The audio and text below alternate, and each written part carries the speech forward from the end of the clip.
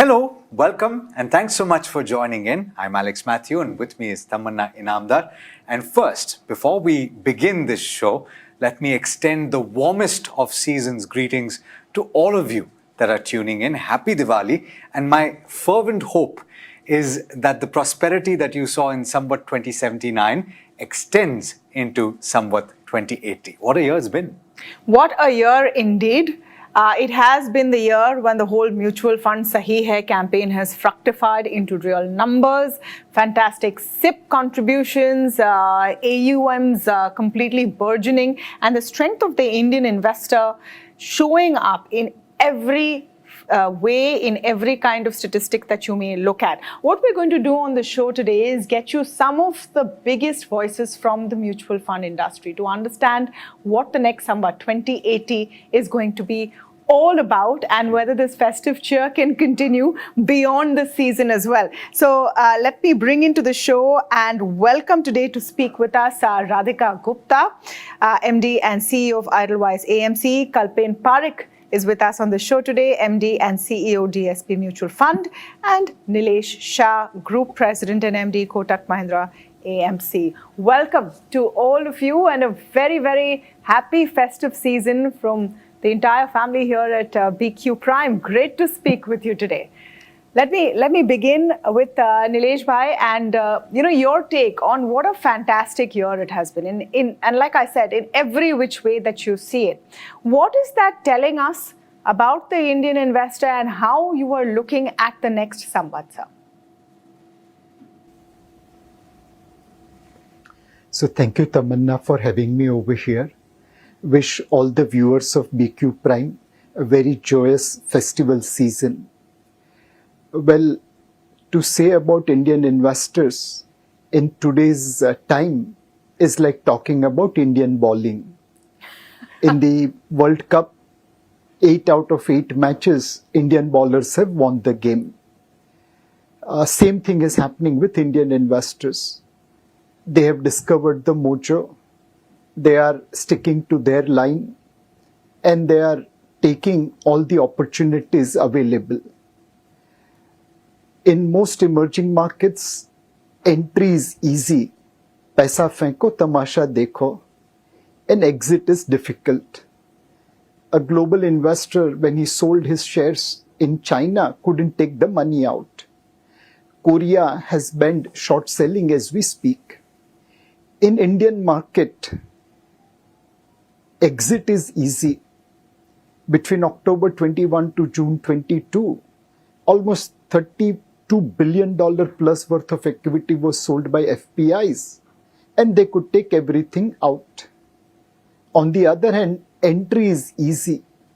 When they have to buy the same shares or others, they have to pay a premium. So truly last year was resilience of Indian investors, maturity of Indian investors, and this has done one very, very formidable thing. It has reduced the beta risk of India. It has lowered our beta relative to other emerging markets. That means eventually this will be reflected into the risk premium or return expectations of global investors. So all kudos to mutual fund distributors and retail investors who participated via mutual funds to ensure that last Samvat was good. And I expect this trend to continue in the next Samvat. Okay, let's get the views of Radhika and Kalpen in as well.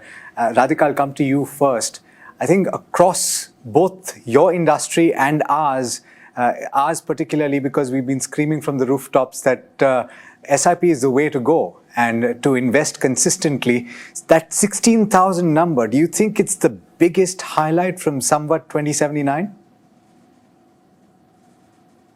I think it's not only the biggest highlight from this Samvat, but I think it is perhaps the most magical thing our industry has produced. Some of you know that what is incredible about SIP is it has worked for Indian investors and entered the mainstream language.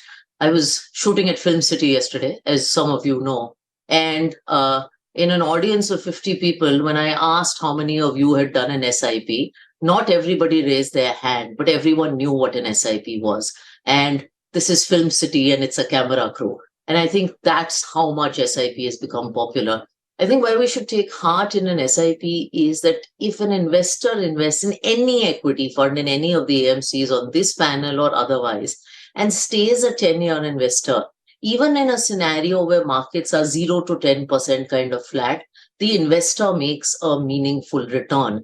SIP has also become a way of saving in a disciplined way for Indian investors. In fact, I always tell new investors, just start ₹100 SIP because you will start a format. So SIP solves a problem for investors, one of getting into a savings habit and then of earning a meaningful return on your savings so that you're not questioning yourself on why I invested. My belief is, Alex, that the 16,000 crore SIP book that we have will probably be about double the size, about 35,000 crores 5 years from now, which will be incredible. I mean, DII, domestic ownership of Indian capital markets, is only rising close to 20% now. It was 10% a decade ago. And I think if the SIP movement continues, it will be good for investors and it will be better for capital markets. You know, Radhika ji, since you've referred to your new avatar as a shark, and since your fins are up, what really is, what really is the target right now? Investors and viewers would want to know what the next year is going to look like. Is there more meat left in the market, so to speak? Well, I think my being a shark has nothing to do with my role as mutual fund CEO. I know that. I'm talking about the aggression. I'm talking about the aggression. No, I think they are related in a way that is very obvious, and that is Indian entrepreneurship. I think if you look at the next 10 years, then Indian entrepreneurship is very exciting. The animal instincts of the private sector, and I always say that whether you're sitting in the position of a mutual fund CEO and investing in companies and seeing the corporate earnings growth, whether you're seeing the confidence of Indian retail investors, or whether you're sitting on a set on Film City and seeing 22 and 23 and 24-year-old investors from all parts of the country, including smallest towns in India, dream about building 100 crore and 200 crore revenue franchises. These are all the successes of Indian entrepreneurship. And that is the aggression and that is the spirit that will carry forward for the next decade. Some of those companies, I hope, will become very high quality companies and hopefully one day listed companies. So it's all related. It's all a celebration of Indian entrepreneurship. Absolutely, and higher expectations as well, I would say. KalpenParekh, great to have you on the show and an opportunity to speak at a time when the Indian investors' appetite has also grown. Look at the kind of fund flow into mid-cap and small-cap funds. And clearly that has been, would it be fair to say, one of the top headlines of this Samvat? One of the big stories of this Samvat, and do you see that continuing? Yeah, I think definitely the headline has been, trending, everything trending green in terms of direction, whether it is flows, whether it is past returns, whether it is, the optimism about the future. And I just would like to also add that I was seeing multiple markets right now in the last 12 months, 6th November last year to 6th November this year. Bond funds have earned around 7%. Nifty has earned around 7%. Nifty 500 is 9%. Global markets have done around 12 to 13%. So just wanted to bring in the fact that everything has been trending upwards. Gold itself is up 21% in the last year, similar to mid cap as an index.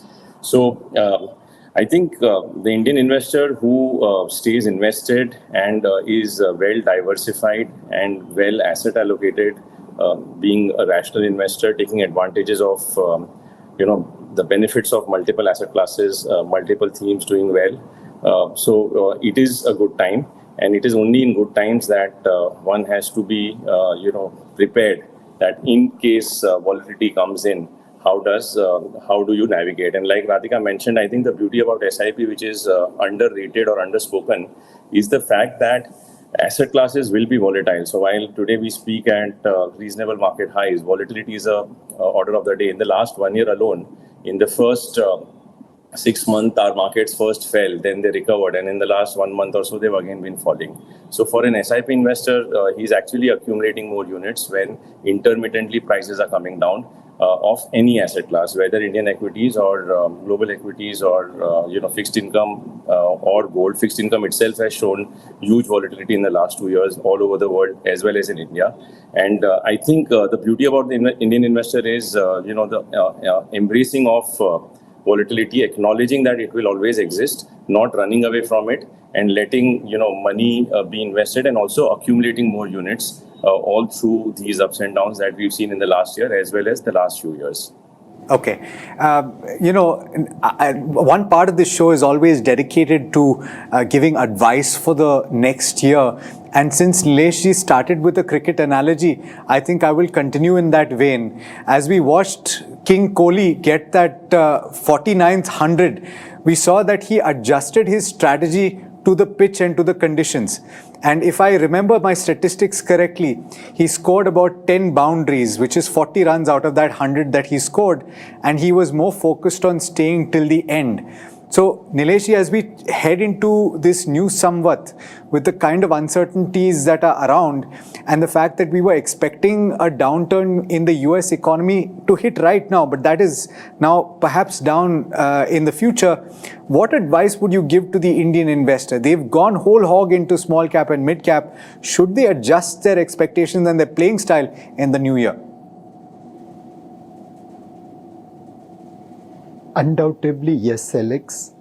If you are like Rohit Sharma, you can start aggressively. But do remember that if you want to build a long inning, then moderation might be required according to the situation of the pitch. Today, if we look at US, yes, the much anticipated recession has not come. But when we were anticipating recession, we were looking at a US fiscal deficit of about $1 trillion. The recession has been avoided because fiscal deficit has crossed $2 trillion.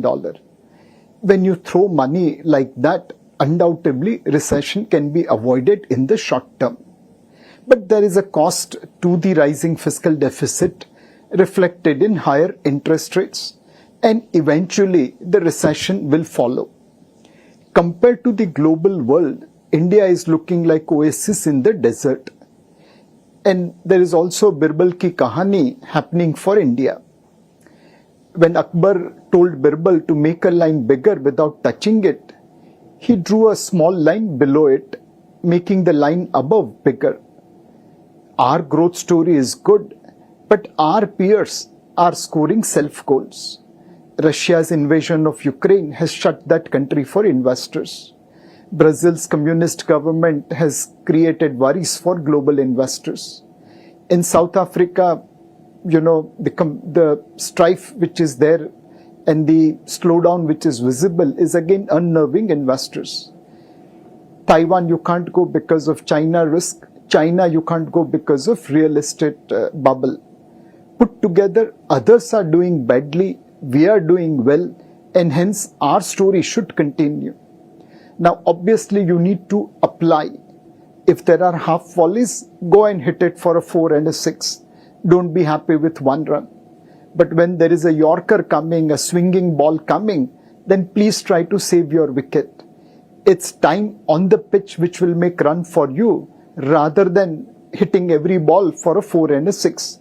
The same philosophy applies in the market. Nilesh, just to follow up there, you said the recession in the US has been avoided. Do you think it's been postponed in a sense? People are talking about first half calendar year 24. How does that play out for India? And just a small additional question. In the last 3 months, foreign investors have sort of been exiting while domestic investors have been holding guard. Do you think the big change in this Samvat is going to be when that tide turns? So one, if US continues to print fiscal deficit, they can postpone recession for a while. But eventually insolvencies are rising because there is a higher interest rates. Banks' balance sheet are coming under pressure because of rising interest rates. Unlike India, where housing loans are on a floating rate basis, in US it is on fixed rate basis. Third, the US fiscal deficit is unlikely to come down, and the appetite for US Treasury is coming down. So eventually the dream run will come to an end, and there will be slowdown in economy or a reasonable recession, which will then reset entire thing. From India's point of view, if others are doing badly and we are doing well, undoubtedly that's the best outcome. If US slows down or goes into recession, there will be impact in our IT business, there will be impact on our pharma companies, but we can more than make up for it through domestic consumption growth, through domestic investment growth. There is a combination of three things coming together. The first is the formalization for India. Unorganized sectors which were uncompetitive, which lacked economies of scale, are slowly and steadily giving rise to formal sector which is more competitive, which is bringing economies of scale. Second, there is financialization. For growth, you require investments. For investment, you require savings. Our savings was going into more real assets like gold and real estate. Slowly and steadily, money are moving towards financial assets, which is enabling growth capital for our entrepreneurs. And the third thing which is happening for India is functionalization.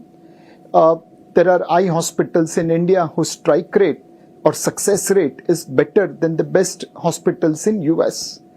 There are companies which are producing globally competitive products despite the logistics and power mismatch in India. So slowly and steadily we are getting that competitiveness which will help us make part of global supply chain. We can, along with back office to the world and service provider to the world, can become manufacturer to the world. It's a long, tedious journey, but we are on our way. So formalization, financialization and functionalization put together creates better growth opportunity for India. No matter what happens globally, it will have some impact on India. But if we make ourselves better, I think global capital will come to India. And that plays into that Atmanirbharta goal that we've had and worked on for a while. Radhika and Kalpen, I'll come to you very quickly on your key advice for the new Samvat. Radhika, I'll start with you. So in one line, and then it is to adopt the middle path. In the investment world, we swing at extremes. So you have FD investors who become small cap investors. Reality is, I think, good the middle path. I will not spend too much time on the macro backdrop because that has been already discussed. But you're not at a point, you're in a point where things are extremely optimistic, but valuations are not extremely cheap, and there are uncertainties, and markets are never perfect for investing. Adopting the middle path is important. So a lot of investors come and say mid cap, small cap. Now, the reality is I don't believe that a portfolio can be only mid and small cap because that carries a certain amount of risk.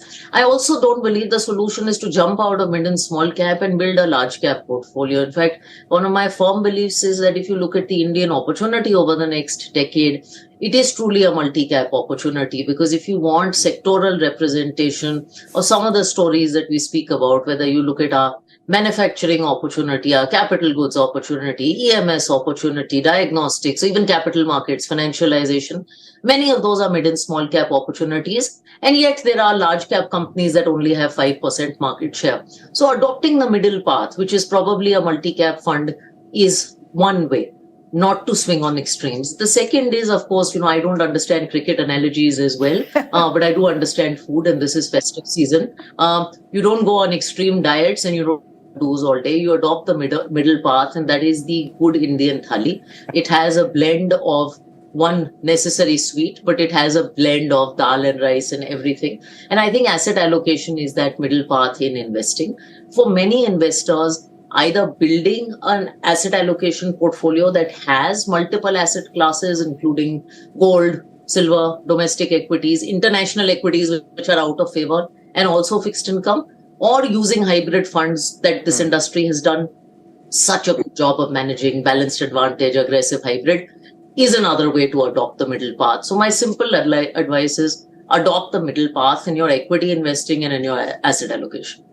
That last point particularly is what I wanted to go to you on, Kalpen, anyway, because in a recent mutual fund show conversation, you ended the conversation with the point about hybrid, and you also said that the best time to reallocate and correct mistakes is when you're still making gains, when you're still in the green.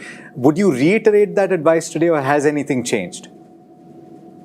Actually, it's only got accentuated. So I'll just add to what Nilesh and Radhika have said. My strategy at this point would be divide and rule.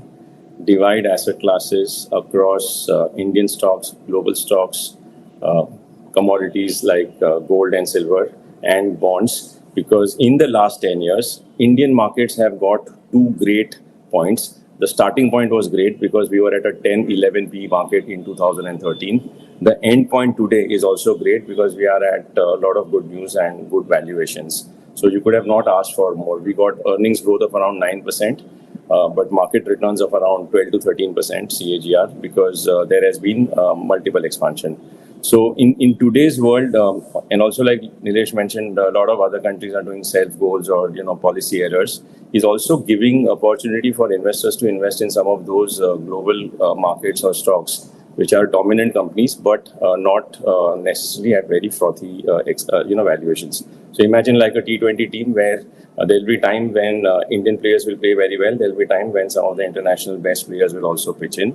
And gold again for the last, we've spoken in the last session also that across emerging markets, out of 25 countries, 24 countries where gold has delivered better returns than their equity counterpart in local currency terms. And that is also because those countries have had some or the other mismanagement in terms of policy or macro. India has been extremely fortunate.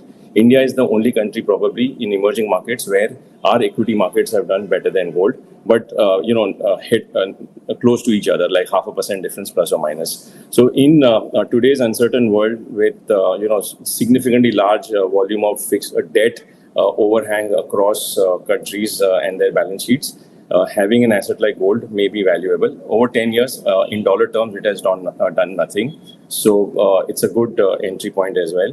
So I think this is a time to celebrate the past returns, but also be prepared for significant or rather the usual volatility by diversifying, by dividing asset classes, and by ruling for a long period of time. So time horizon and diversification, these are two weapons which would be very useful in times ahead.